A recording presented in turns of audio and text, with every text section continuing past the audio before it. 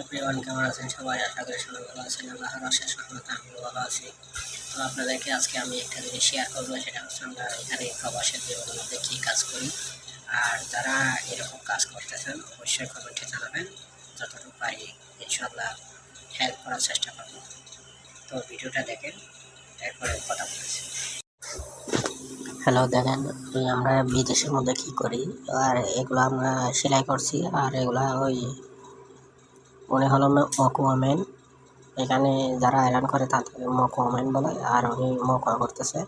মানে এগুলা মকুয়া করার পর তারপরে একটা এইভাবে বাস করবে।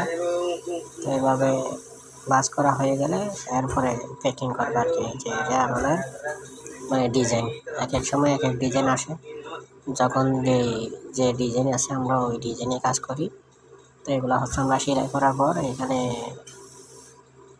বাটন লাগাই আনার পরে তারপরে এখানে মকুয়া করতেছে আর কি।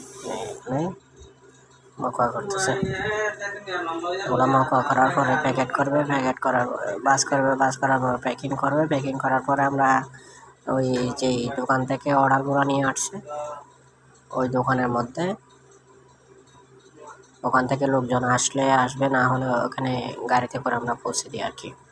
তো যারা এই ধরনের কাজকর্ম করতেছেন অবশ্যই যোগাযোগ করবেন, কমেন্টে জানাবেন আপনারা কী কাজ করতে পারেন। যদি কাজ করার ইচ্ছা থাকে তাহলে অবশ্যই জানাবেন। তো এই পর্যন্ত ভালো থাকবেন। আসসালামু আলাইকুম।